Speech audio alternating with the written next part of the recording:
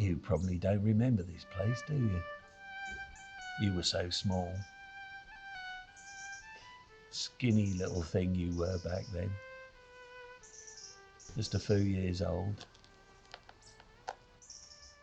Listen. I thought I heard some steps.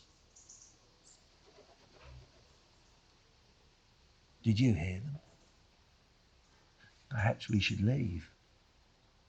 Oh, it's only birds. Just the birds. I desperately tried to do my best for you. But those times were so hard for all of us. I've never told you this though. About our firstborn who died when she was just a few weeks old. I was sitting with her when she breathed her last breath. Nothing can prepare you for this, whatever you've been through. Seeing your child die in front of your eyes.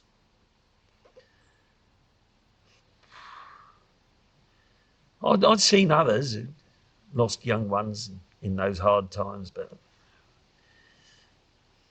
really you've no notion, you can have no notion of what it's like to lose your own child. Nothing can prepare you for this, nothing.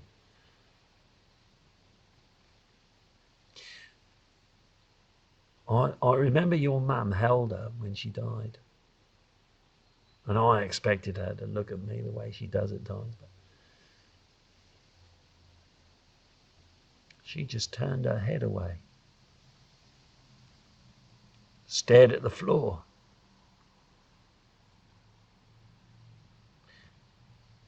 And you know, we've never talked of this since that day, not once. Perhaps you can understand why we had to go. To the workhouse, I mean. You were so thin and weak. And it was hard to see where the next meal was coming from. Of course, I managed to put some of these thoughts down in words, useless words. And this is my hope, that I may go unto her, for I know she cannot return unto me.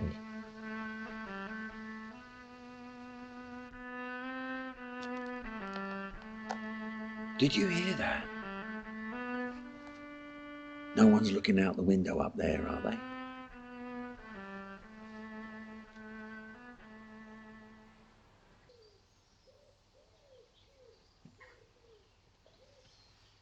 I've never told you this. I had a good job once. I was a porter at Cambridge University. Everyone said I was mad to leave that job, but I felt like a bird in a cage. I enjoyed the fresh air too much. Separating us. That was the worst part. The men and the women in their own wings, and then the children in another. And I only got to see you on a Sunday, and that was only for an hour or so.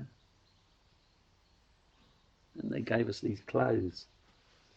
A shirt too small, jacket and waistcoat too large. They gave me these breeches. They were so large, they must have belonged to the fattest man in all of England. No braces, so I had to constantly hold them up as I walked around, like this. They didn't even give us a pair of shoes. Odd ones, one too large and one too small. And then they forced us to wear this strange Scotch bonnet. Your mum laughed when she saw me in that.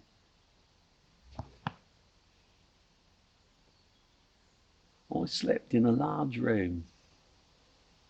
full of snoring, talking, playing, fighting, swearing, never praying men. Behind these walls. They're up there right now. Desperate and poor. You'd think they'd want to pray.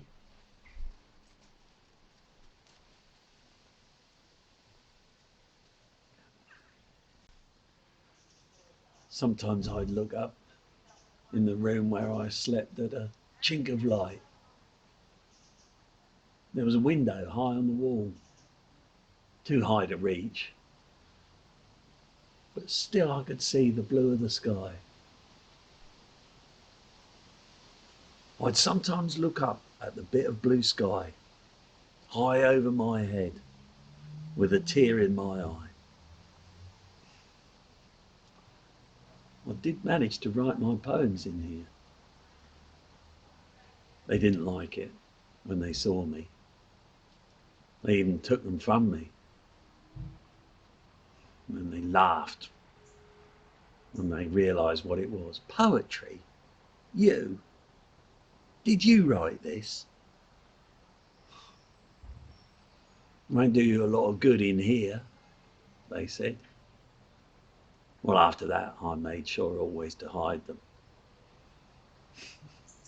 Enormous breeches are a good place to hide things.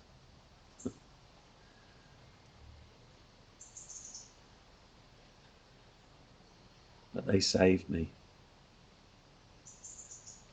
They saved me from such despair. Otherwise, I don't know if I'd have made it through.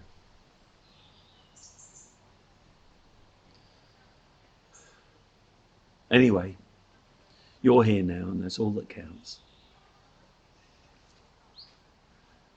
The workhouse, such a bad place it was back then.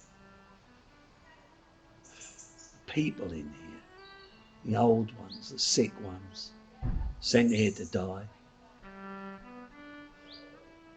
I pray to God every day that I never return here. Someone's looking down on us. Can you see? I think we should go now. Come on.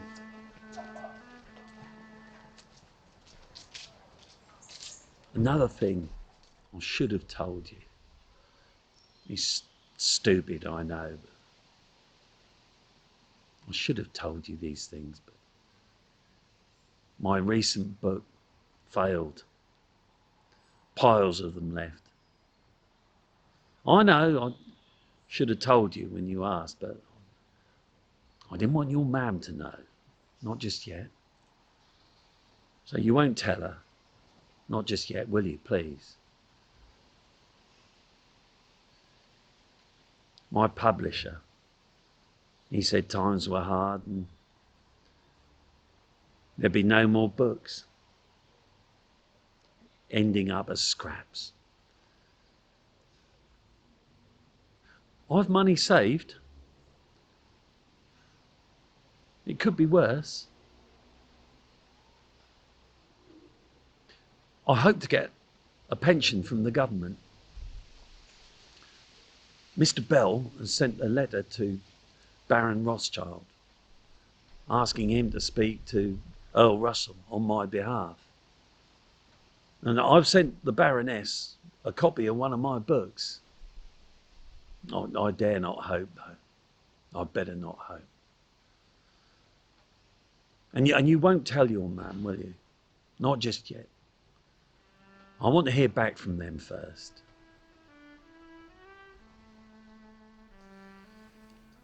On the death of my child,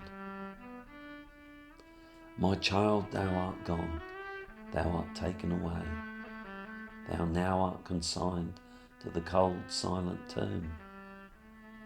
And shall I regret that so short was thy stay, when thou art removed from the evil to come? I did hope that my troubles, my sorrows and cares, thou wouldst soothe by thy fondness and gently assuage, and have been to me all I could ask in my prayers, to cheer and support in the weakness of age. How fondly I've looked on these features delighted, when in childish simplicity sweetly she smiled. But this flower, alas, by stern death was soon blighted, and green grass waves over the grave of my child. I have stood by the bedside of friends when afflicted. I have seen a fond mother sink silent in death, but could not feel half so affected as when this beloved one resigned her last breath. But she's gone from this world, where I'm still left to err, from its pains and false pleasures, forever she's free. And this is my hope, I shall go unto her, for I know that she cannot return unto me. Thy will be done, Lord, I still wish to say, though a task very hard for frail flesh and blood. 'Tis thou that hast given and taken away, and blessed forever be the name of the Lord.